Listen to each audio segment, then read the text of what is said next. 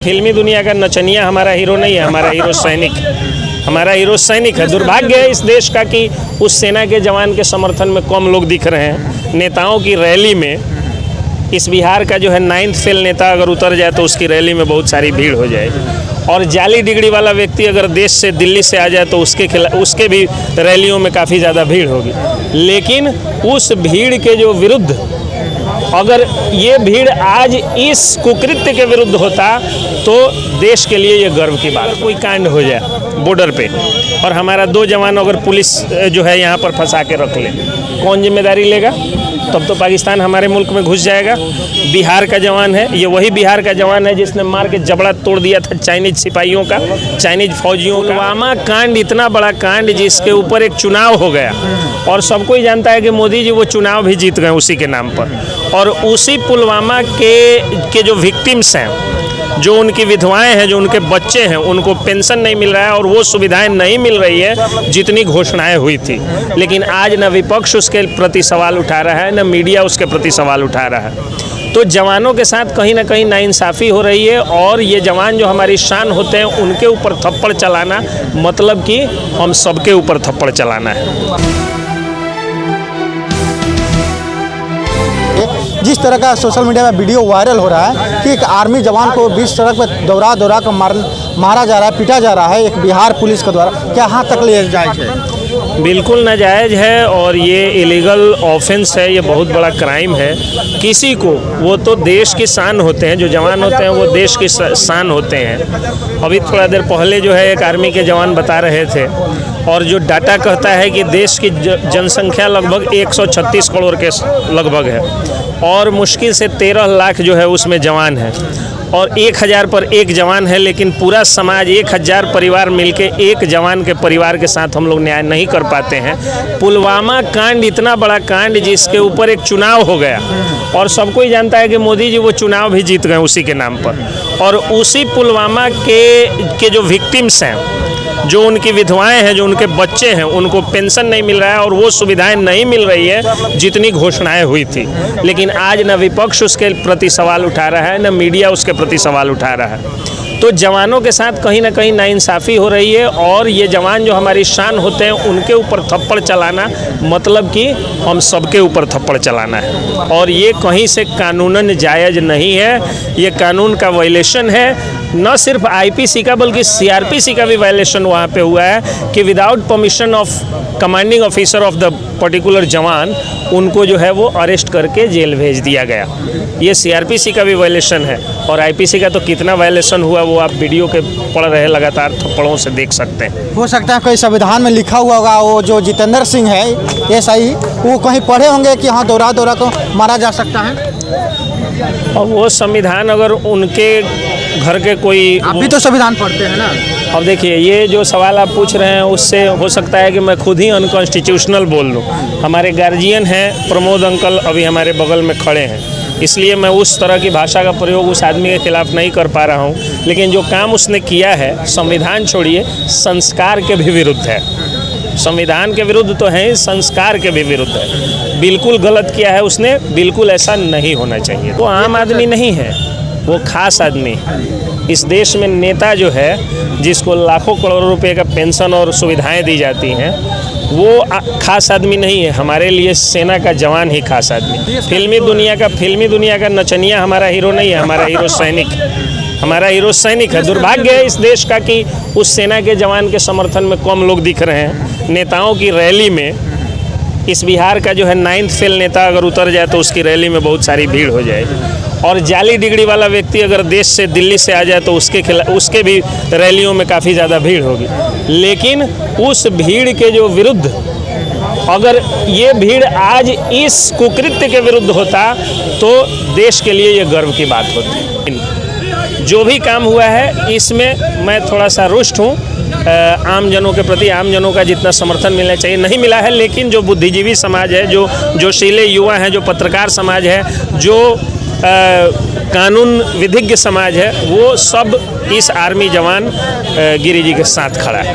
अच्छा ये बताइए, अभी जिस तरह उनको लगभग 7 दिन बताया जाए, 7 दिन से वो अरेस्ट है, 7 दिन से वो सलाखे के अंदर है, ये कौन सा धारा उनके ऊपर जो लगा है जो अभी तक वो बाहर नहीं निकल रहा है, इसके बारे में तो कुछ आपको? देखिए, धारा तो रिकॉर्ड देखने से पता चलेगा, लेकिन मैंने पहले भी बताया है कि इसमें जो है वो 323-24 जो बेलेबल सेक्शन है वो लगा होगा, और एक 353 जो धारा है सरकारी काम में व्यवधान के खिलाफ, वो धारा पुलिस जो है वो सबसे ज़्यादा मिसयूज इसी धारा का करती रही है। अब तक का जो इतिहास है वो यही है कि सरकारी कर्मचारी और जो अधिकारी पदाधिकारी हैं वो सबसे ज़्यादा अगर विरोध करते हैं और सबसे ज़्यादा अगर मिसयूज करते हैं तो धारा 353 का करते हैं, तो वही लगा होगा मुझे जहाँ तक अंदाज़ है। लेकिन घबराने की बात नहीं है, जुडिशियरी पर हम लोगों को पूरा विश्वास है, जज साहब पर पूरा विश्वास है। कल उम्मीद है कि वो आउट ऑफ प्रिजन हो जाएगा। अच्छा, ये बताइए, एक सवाल और हमको बता दीजिए, जितेंद्र सिंह के ऊपर धारा लगना चाहिए कि नहीं? अगर लगेगा तो कौन? जितेंद्र सिंह के ऊपर निश्चित रूप से धारा, अगर लिखित आवेदन दिया है जवान के परिवार ने उनके खिलाफ में और कोर्ट में कंप्लेंट केस हुआ है, तो उनके खिलाफ तमाम तरह की धाराएं लग सकती हैं। वो जो है वो फिजिकल हरासमेंट है, वो जिस तरह से मार रहे हैं, एफआईआर नहीं ले रही है पुलिस। अब देखिए, पुलिस एफआईआर नहीं ले रही, हालांकि उसके लिए जो है वो कंप्लेंट केस भी किया जा सकता है सीजेएम के कोर्ट में। तो जो समाजसेवी लोग हैं या जो उनके परिवारजन हैं उनको सीजेएम कोर्ट में जाना चाहिए, कंप्लेंट केस करना चाहिए। तो उनके खिलाफ न सिर्फ बेलेबल सेक्शन की 323-24 लगेगी, बल्कि उन्होंने जो प्रयास किया, जिस तरह वो पीट रहे हैं, उनका तो इरादा गलत लग रहा है। उन पर तो जो है वो आपको मान के चलिए कि 307 भी लगाया जा सकता है और सेडिशन चार्ज करना चाहिए। बिहार सरकार को उनके खिलाफ जो है वो भारत सरकार को देशद्रोह का मुकदमा चलाना चाहिए, क्योंकि एक जवान को जितना दिन तक हरास, आज अगर कोई कांड हो जाए बॉर्डर पे और हमारा 2 जवान अगर पुलिस जो है यहाँ पर फंसा के रख ले, कौन जिम्मेदारी लेगा? तब तो पाकिस्तान हमारे मुल्क में घुस जाएगा। बिहार का जवान है, ये वही बिहार का जवान है जिसने मार के जबड़ा तोड़ दिया था चाइनीज सिपाहियों का, चाइनीज फौजियों का, जो शहीद हुआ था, जिसके शहादत पे आंसू बहा करके बड़े बड़े नेता अपना जो है वो चेहरा चमका लिए, कई लोग ये चुनाव जीत गए। तो एक सैनिक के साथ जो ये कुकृत्य हुआ है ये बहुत गलत हुआ है, ऐसा नहीं होना चाहिए। अगर इस तरह का सैनिक का मनोबल अगर तोड़ा जाए तो क्या कल होकर कोई सैनिक में जाएगा? बिल्कुल नहीं जाना चाहे, सेना में नहीं जाए। नवविवाहित उनकी पत्नी है और वो आज धरना पे बैठी हुई है, इससे ज़्यादा शर्म की बात हमारे समाज के लिए क्या हो सकती है? हम लोगों के गांव समाज में पारंपरिक रहा है, अंकल बताएंगे, मेरी शादी होगी तो अंकल 1 साल तक अपने बहू को नहीं निकलने देंगे घर से बाहर, 1 साल तक घर से बाहर नहीं निकलने देंगे। और देश का सैनिक, देश के जवान की शादी हुई है और उनकी पत्नी आकर के जो है वो धरना पर बैठी हुई है, इससे ज़्यादा शर्म की बात क्या हो सकती? इससे ज़्यादा दुखद बात क्या हो सकती? क्या नाम है सर आपको? एसके पंकज नाम। सर, आप ये बताइए, जिस तरह से अभी माहौल बना हुआ है, एक देश के सिपाही, देश के सैनिक को दौरा दौरा कर पीटा जा रहा है, और हमारे बिहार छोड़ दीजिए, केंद्र तक ले नेता मंत्री अभी तक इस पर कोई ट्वीट नहीं किया, क्योंकि ये मामला नेशनल से नहीं इंटरनेशनल तक ले पहुँच गया। इस पर आपको क्या कहना है? ये जो कृत्य हुआ है एक सिपाही के द्वारा सैनिक के विरुद्ध, इसकी जितनी भर्त्सना की जाए कम है। चाहे जितना भी इसका उपमा दिया जाए या जितनी भी शिकायत की जाए कम है। इससे आगे और हमारे पास शब्द भी नहीं है कि इनके कुकृत्य के बारे में क्या कहा जाए। आप भी यहाँ खड़े हैं या हमारे देश के सैनिक जो है उनके रिहाई के लिए? उनके रिहाई के लिए तो तत्काल जिला प्रशासन को सामने आना चाहिए, और हम लोगों को पूरा भरोसा है जुडिशियरी पर। हम जुडिशियरी के एक अंग हैं और उस पर मुझे पूरा भरोसा है कि उनका जमानत होगा। हाँ, जमानत होगा। एक सवाल सर हमको बता दीजिए, जो गलती किया जो गलती किया जितेंद्र सिंह, उसको सिर्फ लाइन हाजिर किया गया, जो गलती नहीं किया उसको सलाखे के अंदर डाला गया। उसके लिए हमारा सजेशन ये है कि अभी वो फिजिकली आवेदन नहीं ले रहे हैं या उनके खिलाफ एफआईआर दर्ज नहीं कर रहे हैं पुलिस पदाधिकारी, तो आज हमारे टेक्नोलॉजी में ऑनलाइन की व्यवस्था है, और जो भी सूचक उसका है उनके परिजनों को ऑनलाइन आवेदन करना चाहिए, ताकि उसका हरास नहीं हो और उसको कहीं से विलुप्त नहीं किया जा सके। और आला कमान को, डीजीपी को भी इसकी सूचना जरूर देनी चाहिए, और मजबूरी है उनको कि वो अपने सिपाही के खिलाफ, अपने दरोगा के खिलाफ एफआईआर नहीं ले रहे हैं। ये बहुत बड़ा गलत है, गलत है ना? बहुत बड़ा गलत है। सीआरपीसी में और आईपीसी में इसका बहुत सारा इंग्रेडिएंट्स हैं इनको भुगतना पड़ेगा, समय आएगा। और इनको अभी तो लाइन हाजिर है, इनको तो डिसमिस हो जाना चाहिए जिस तरीके से इन्होंने कुकृत्य किया है। और इनके ऊपर देशद्रोह का मामला दर्ज होना चाहिए। देशद्रोह तो होना ही होना है, वो तो होगा ही होगा, निश्चित रूप से होगा। इसलिए कि देश के सिपाही को इन्होंने टच किया है और उसके साथ इन्होंने गलत करा है। क्या आपको लगता है जब देश का सिपाही सुरक्षित नहीं है तो आम जनता कैसे सुरक्षित होगा? ये तो है, ये इसका सारा श्रेय राजनेताओं को जाता है और प्रशासनिक पदाधिकारियों को जाता है। जब देश का रक्षक ही सुरक्षित नहीं है तो आम जनता की क्या हाल होगी? कल तो आप भी सुरक्षित नहीं रहेंगे। नहीं कैसे? इन लोगों का इतना मनोबल कहाँ से? मनोबल बढ़ गया, उच्च श्रृंखल हो गए, ये संस्कार भूल गए। और ये इसका जड़ इनके माता पिता के पैदाइश में दोष है, इनके माता पिता के कृत्य में दोष है, इनके माता पिता के परवरिश में दोष है। ये इतने उच्च श्रृंखल और असंस्कारी हो गए कि अपना संस्कार और कर्तव्य भूल गए। ये लोग पब्लिक को डरवाते हैं कानून से। क्या कानून इतना डेंजर है, इतना खतरनाक है? कानून कभी किसी को डराता नहीं है। कानून तो पब्लिक का मित्र है, इनको मित्र बहाल किया गया, लेकिन ये रक्षक होकर के भक्षक हो गए हैं। इनके खिलाफ सख्त से सख्त कार्रवाई होनी चाहिए ना। और कोई भी पुलिस प्रशासन आपको डरवाता है तो डरने की बात नहीं है, बल्कि उससे डट कर सामना करना चाहिए। सामना करना चाहिए कि नहीं? बिल्कुल सामना करना चाहिए। कानून कभी किसी निर्दोष को पीटने की इजाज़त नहीं देती या कभी किसी स्थिति में किसी भी पब्लिक पर हाथ लगाने की इजाज़त नहीं देती। गाली देने का तो इजाज़त कभी नहीं देती।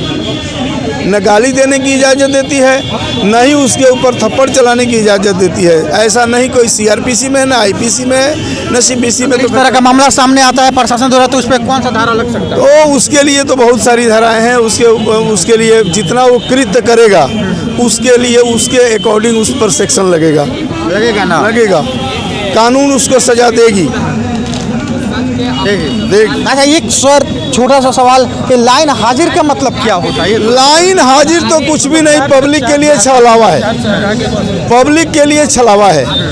लाइन हाजिर तो पुलिस इसलिए करती है कि वहाँ अगर स्पॉट पर पकड़ा जाए तो जो कृत्य किया है उसको वहीं पर कूच करके ख़त्म कर देना चाहिए, सुरक्षा दी जाती है। लेकिन पुलिस प्रशासन का एक अंग होने के नाते उसका अपना कहता है कि चलो भाई हम लाइन हाजिर कर देते हैं और उसका जान बच गया, वो सुरक्षित हो गया। यानी पुलिस प्रशासन को उसको सुरक्षा देती है, बस इसके अलावा और कुछ। लाइन हाजिर का मतलब सुन लीजिए। आज लाइन हाजिर का मतलब वो होता है कि उसको सुरक्षा दिया जाता है, कि वहाँ से हटा के उसको पुलिस के बीच में रखा जाता है कि उसके ऊपर कभी हमला ना हो। बस यही है ना? इसके अलावा और कुछ नहीं। इसके अलावा कुछ नहीं है। और 2 महीना 3 महीना 4 महीने के बाद फिर उसको कोई ना कोई थाना का पोस्ट दे दिया जाता है। बिल्कुल। सस्पेंशन क्या है? कुछ नहीं है। सस्पेंशन तो बस छलावा है, बस पब्लिक को चलने के लिए, समझाने के लिए, तोख देने के लिए कि हाँ भाई हमने कार्रवाई किया है। कार्रवाई उसका कुछ होता है। ये जो यहाँ पे बिहार में घटना घटा है, इससे तो पूरा बिहार आज शर्मिंदा आज हम स्वयं में शर्मिंदा हैं। आम पब्लिक शर्मिंदगी का एहसास कर रही है, महसूस कर रही है कि एक सैनिक, एक जवान जिसके बदौलत हमारी और हमारी प्रतिष्ठा सुरक्षित रहती है, उसके साथ इस तरीके का कुकृत्य करना कहीं से जायज़ नहीं। आज भारत माता अपने आप को रो रही होंगी, क्योंकि देश का जवान रियल हीरो होता है। वास्तविक भारत माता रो रही है, ध्यान से सुनिएगा। भारत माता रो रही है क्योंकि भारत माता के पुत्र के साथ दुर्व्यवहार किया गया है, वो भी इन नीच अफसर के द्वारा। आज हम लोग सुरक्षित हैं, वो देश पे जगे हुए हैं। तो आज हम लोग चैन से सोए हैं, वो लोग बॉर्डर पे जगे हुए हैं। तो ये काफ़ी निंदनीय बात है। इसमें प्रशासन पर कठोर से कठोर कार्रवाई होनी चाहिए और बाइज्जत उन्हें रिहा करके और उनको फिर से ड्यूटी पे भेजनी चाहिए, क्योंकि वो लोग हैं बॉर्डर पे तो हम लोग सुरक्षित हैं। आज चाइना, पाकिस्तान और बहुत सारे देश हम लोग पे हमला क्यों नहीं करते? क्योंकि वो लोग मुस्तैद हैं। -डिग्री में वो लोग खड़े हैं, हम लोग चैन से सोए हुए हैं घर में, एसी में, कूलर में, रजाई में, कंबल में, लेकिन वो लोग तो ड्यूटी कर रहे हैं ना हम लोग की सुरक्षा के लिए। प्रशासन इस चीज़ को नहीं समझे। बिहार पुलिस, ये हर बिहार पुलिस का अफसर दागी नहीं है। हर अफसर की नहीं है। ये यदा कदा कुछ लोग हैं जो कि पावर का मिसयूज करते हैं, और ऐसे ऐसे मतलब पुलिस पदाधिकारी को माननीय एसपी साहब महोदय से अनुरोध है कि कठोर से कठोर कार्रवाई की जाए, एवं उन्हें डिसमिस कर दी जाए। यही मैं विनती करूँगा। क्या नाम है? मेरा नाम चुन्नू सिंह हुआ। चुन्नू सिंह, ये थे चुन्नू सिंह। और आप देखें यहाँ पे देश के सैनिक जो हैं राधा मोहन जी, उनको छुड़ाने के लिए यहाँ पे काफ़ी संख्या में पब्लिक एकत्रित हुए हैं और यहाँ पे धरना प्रदर्शन पर बैठे हुए हैं। हमें लगता है कि बहुत जल्द जो सैनिक है वो बाहर निकलने वाले हैं, आज नहीं तो कल वो निकलेंगे। लेकिन हाँ, जो जितेंद्र सिंह हैं उनके ऊपर यहाँ पे मांगे उठ रही है कि उनके ऊपर देशद्रोह का मामला दर्ज होना चाहिए। मैं धर्मेंद्र कुमार तिवारी, NDTV भारत, जय हिंद।